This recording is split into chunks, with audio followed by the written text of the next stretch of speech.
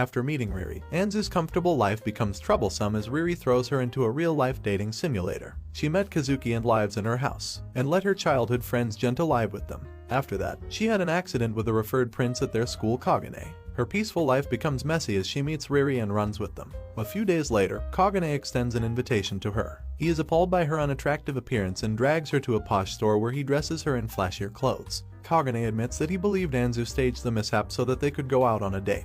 She storms off indignantly, saying she has no interest in him. When the girl returns the dress she wore the following day, Kagane is even more perplexed that a girl could be able to resist his charms. Later, Genta's kindness to Anzu, a welcome change of pace, renews her. Kagane joins them and declares his intention to win Anzu's heart as Riri arrives and extends an invitation to dinner at her home.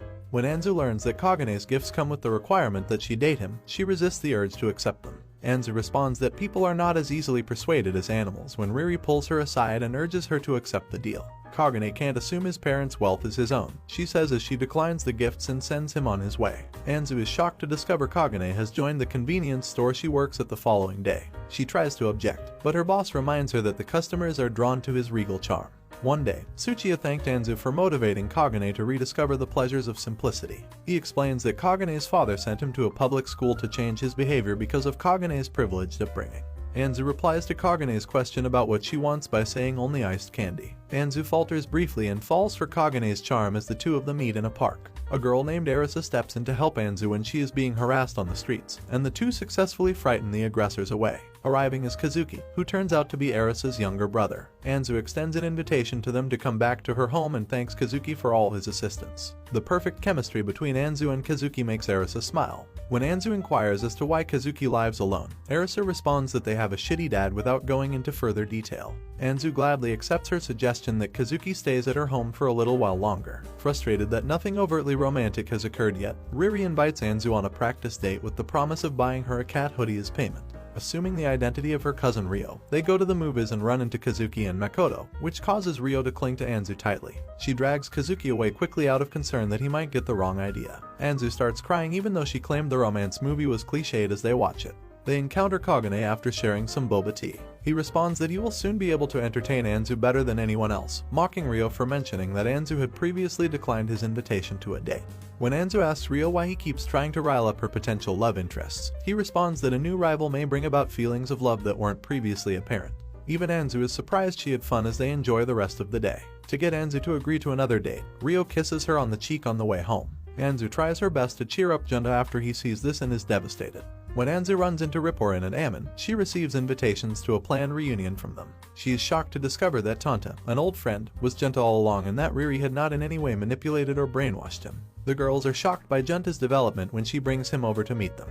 He says he will attend the reunion, but he will be late because he has a game that day. Anzu meets up with her old friend Ryu on the day of the reunion, who is rumored to be crushing on her. Everyone is shocked to see that Anzu has grown up and has stopped dressing in cat print clothing. They challenge one another to a series of games at an arcade, but Anzu dominates them in each one, earning her the girls' admiration. Ryu loses to Anzu at karaoke once more, and he pouts. But when Genta shows up, everyone is staring at him and his startling transformation into a tall, attractive young man. Ryu, on the other hand, is cynical and claims that Genta only came to show off how much he has changed.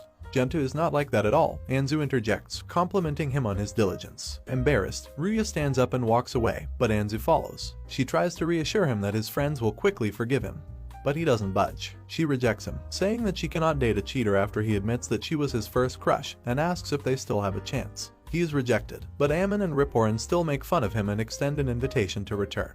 Genta is approached by Ryu, who reveals that he was the reason Anzu stopped playing with him. Genta pardons him and remarks that he is fortunate to be with Anzu right now. They head back to the karaoke bar where they sing heartbreak songs in honor of Ryu's denial. Anzu has grown to enjoy her time spent with Genta and Kazuki, but she is still unsure of how to stop Riri's schemes. She is shocked to see Saki at her front door when the boys escort her home. She is naturally perplexed as to why Genta and Kazuki are with her, but Anzu can explain everything. Saki goes on to say that she was forced to spend the night at her house after being ejected by her brother from the home. Later, Anzu tries to inform her of Riri and his game, but he makes her feel queasy. She barely makes it through her recovery before falling asleep.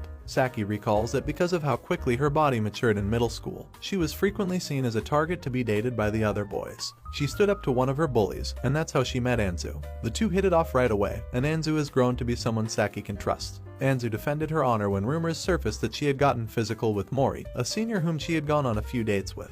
The next day, Riri dresses the girls in traditional yukata and invites everyone to the summer festival. They ultimately run into other former friends of Ryuya and Anzu. When Ryuya notices how attractive Kazuki is, he takes Junto aside and counsels him to tell Anzu what he has done. Saki meets Makoto as he is being driven by his sister on an errand. When Mori appears out of nowhere, Makoto grabs her by the wrist and whisks her away, and she is relieved that he did. Anzu and Kazuki decide to take a selfie while their other friends look on. They are shocked to see Kagane and Tsuchiya there as well. Riri makes Anzu trip while they watch the fireworks so that Junta and Kazuki can catch her, but as a result, she drops her cotton candy. Unbeknownst to them, a mysterious girl who has finally found Kazuki sees a picture of him. Kagane, Tsuchiya, and Anzu go on a surprisingly enjoyable date, and then Anzu runs into Yukana, who says she is seeing Kazuki. When Anzu notices that Kazuki panics at the mere sight of Yukana, she knows that something is wrong. Kazuki says that Yukana is his stalker before feeling queasy. He recalls that after he picked up her bag, she started introducing herself to him at school and eventually started sending him packages under his mother's name. This strained his relationship with his father, who criticized him for being unsure of himself. After giving him drugs to put him to sleep, Yukana breaks into his house and posts pictures online that ruin his social life, making the situation worse. He was compelled to leave the house due to his ongoing fear. He receives an embrace from Anzu, who wishes she had known him sooner. In the meantime, Anzu alerts the police to the danger the stalker poses while Junta and Arisa offer their support. Yukana's mother repeatedly cautions her to avoid stirring up trouble now that her uncle can no longer attest to her character. She doesn't heed her advice and starts making plans to get rid of Anzu. The following day, two thugs attack Anzu in an alleyway, but fortunately, Ryuya, Junta, Tsuchiya, and Saki's brother Takamine are there to save her. When they claim to have been responding to texts she sent but cannot remember sending them, she is perplexed. Anzu, Junta, and Saki reassure Kazuki that they will get through this ordeal together as he is shaken by the realization that Anzu was put in danger because of him and considers leaving the house altogether. When Anzu finds out that Riri sent the texts on her behalf, she begs him to find a way to get rid of Yukana. However, he responds that the only option would be to eliminate Kazuki as a potential love interest. Anzu launches his wand in a fit of rage, and it once more lands on dog poop. Over the next few days, nothing untoward happens and things calm down. Kagane reassures Anzu that he is always available to provide Tsuchiya's services should the need arise. On a particular afternoon, Yukana confronts Anzu and stabs her. Anzu was hurt during Yukana's attack, and when Kazuki and the others look for her, they discover her. He almost experiences a panic attack, but Anzu's advice and his words gives him the strength to speak with Yukana. If Yukana keeps bothering Kazuki, Anzu swears she won't ever leave his side. Soon after, as police and paramedics arrive on the scene, she faints from her wounds. Everyone is happy to learn later that Anzu is okay. When Kazuki's father shows up, he apologizes for her wounds and coerces Kazuki into saying sorry. Anzu interjects and tells him that he should have listened to Kazuki when he first encountered the stalker before trying to drag him home. When they get home, Kazuki thanks Anzu for helping him covertly over the previous few months. He doesn't let her know this. When Junta notices how tightly he is holding her, he turns to stone.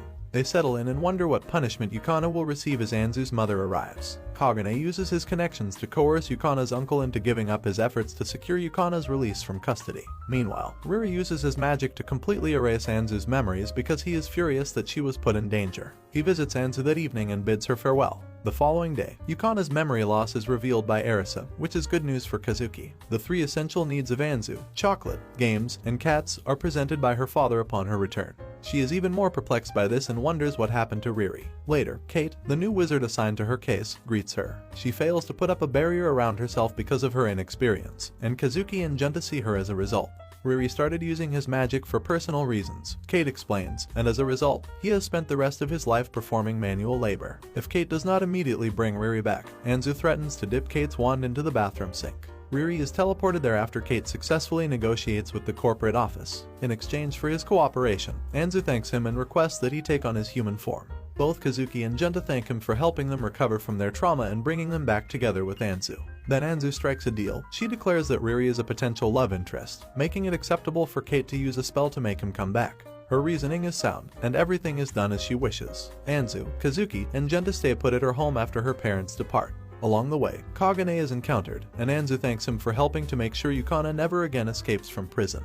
Later, Riri issues a new challenge. Everything she loves will be permanently taken away from her if she can't find love by the time she graduates from college. Anzu's romantic life has only just begun.